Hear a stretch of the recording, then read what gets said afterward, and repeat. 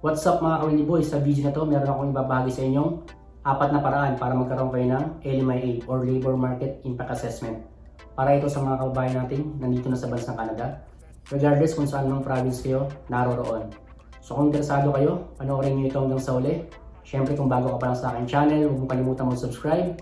I-click mo notification bell para lagi kang updated sa mga bagong job opportunities, buhay OFW na aking na-upload. What's my name? Wildy boy. What's my name? Wildy boy. What's my name? Wildy boy.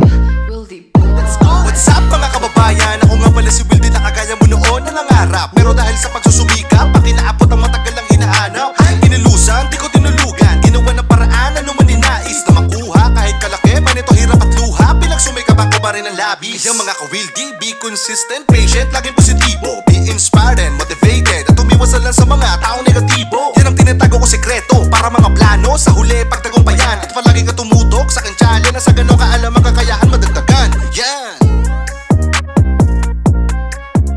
Mga ka-Willy Boy, bago ako mag-proceed, disclaimer lang, hindi ako isang immigration consultant at hindi rin ako related sa kahit anong agency sa Pilipinas at ganoon din naman dito sa bansa Canada. Ang binabahagi ko lamang dito ay based in my research at syempre ang aking mga payo para lamang sa ating mga kabayan. Okay mga ka-Willy Boy, unang paraan para magkaroon kayo ng LMIA, mag-apply kayo through Job Bank Canada or through Indeed.com. So makikita niyo dyan kung may mga employer na naghahanap ng mga temporary foreign workers at nilalagay rin nila kung sila ay mayroong LMIA approved at LMIA applied. Meron akong mga links sa description mga kabayan na panoorin nyo lamang yan kung paano kayo mag-apply through Job Bank Canada at paano kayo makahanap ng mga employer na nag-issue ng LMIA approved at meron din mga LMIA applied. Pangalawang paraan mga Willy Boy, maghanap kayo ng trabaho personally. Halimbawa lamang nandito ka sa Alberta at ikaw ay located sa Calgary. Maghanap ka sa mga establishment. Hanggat maaari isa-isahin mo, mga fast foods or mga establishments, tanungin mo, isa-isahin mo, tsagain mo na kung meron ba silang job vacancy at kung sila ba ay nag-i-issue ng LMIA. So, huwag kayong mahihiya. Unang-una kayo ang nangangailangan mga bayan. Siyempre, kung ito ay para sa iyong future plan na magkaroon ka ng permanent status, hanggat maaari, gagawin mo ang lahat. Huwag kayong mahihiya, huwag kayong mamimili ng trabaho hanggat maaari. Kung kayo ay nasanay sa Pilipinas na mag-aanang trabaho, may profession ka, well, ibahin natin dito sa bansa Canada. Dahil dito, bago mo makuha ang iyong profession, of course, dadaan ka muna sa mga napakaraming mga regulations. Regulated na mga trabaho dito mga kabayan. It doesn't mean doktor ka sa Pilipinas, pagdating dito, doktor ka. It doesn't mean engineer or police. Well, that's the reality mga kabayan. So yun, mag-apply kayo sa mga establishments kung saan kayo located mga kabayan. Makakatulong yan. Pangatlong paraan mga Willy Boy, through immigration consultancy. Marami silang alam kung sino ang mga employer na makapagbibigay ng LMIA. Kung wala man silang maibibigay sa location ninyo, pwede silang makahanap sa ibang mga province. Of course, dapat willing kayo to relocate just in case sa ibang province may available na LMIA. Kung status ang hanap ninyo, anywhere dapat ready kayo mga kabayan. And syempre mga Willy Boy, dapat alam ninyo na kapag kumuha kayo ng serbisyo ng immigration consultant, may kakakibat yan na bayad. So, huwag ninyong panghinayangan kung ito naman ay makatulong sa inyo para magkaroon kayo ng status.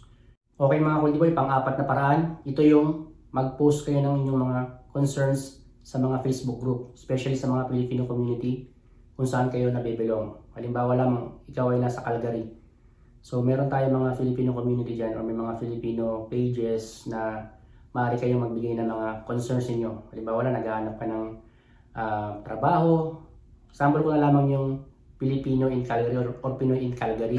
Maaari kayong maglagay din lamang inyong mga concerns sa wall. Mag-member kayo para malaman nila kung ano yung maaari nilang may tulong sa inyo. Of course, tayo naman mga Pilipino hanggat maaari natutulungan tayo kung meron naman tayong may tutulong mga Willy Boy. So, isang way yan mga kabayan na yung i-reach out mo yung mga kababayan natin through social media mga kabayan. So yun mga Willy Boy, I hope nakatulong sa inyo ang video na ito. Siyempre kung sakasakali nagustuhan ninyo, don't forget to give a thumbs up. At kung bago ka pa lang sa aking channel, huwag mo kalimutan mag-subscribe and i-click mo notification bell para lagi kang updated sa mga bagong job opportunities, OFW na aking na-upload. So ganoon lang mga kabayan, advice ko lang sa mga kababayan kung nandito na sa bansang Canada, hanggat maaari tsagain ninyo na makahanap kayo ng employer na makapagbibigay sa inyo ng LMIA or Labor Market Impact Assessment.